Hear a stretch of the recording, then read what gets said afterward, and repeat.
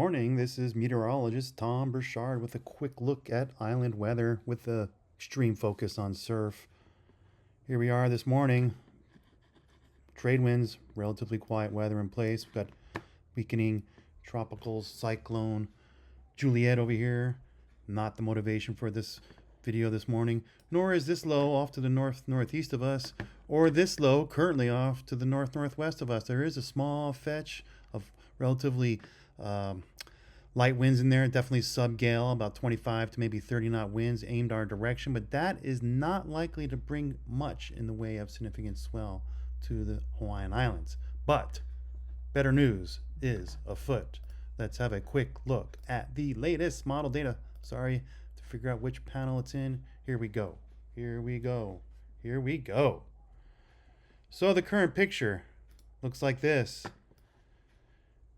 Very weak low off to the north of us. Like I said, only about 25 knots of wind in there. Not expected to generate much swell for the islands, but it could bring. It's gonna end the flatness that's on the North Shore now, and that looks to come in sometime over the weekend. But as that low moves further east, you can see here is where we're starting to get excited. This is about 2 p.m. on Friday. We're getting close to gale force winds in here, aimed directly at the islands, up to 40 knots in this run of the GFS, and so that looks to generate some swell for the islands for maybe Labor Day or more likely Tuesday.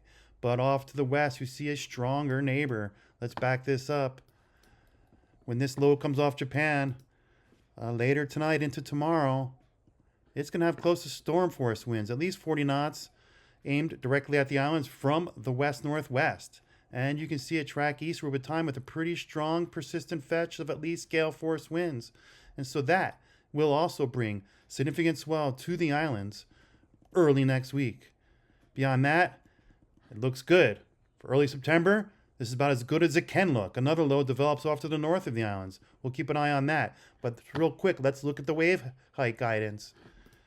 Sometimes when these swells generate, it's hard to see them because the wave heights diminish as they move closer to the islands. We like to use periods sometimes to help identify swells. And so you see in the short term, there is some hint from the wave model of a longer period south-southwest swell coming through the islands. That will be low magnitude, but if you're jonesing for surf, South Shore is building somewhat the next couple of days. But looking further out, here's that small 8-second swell that may come in from that current low. But looking further out, here's where you can see the somewhat like a 12 to 10-second swell aiming at us from the north-northeast that arrives in the islands. You see about 6Z Tuesday, which puts it around Monday night after your holiday weekend has ended.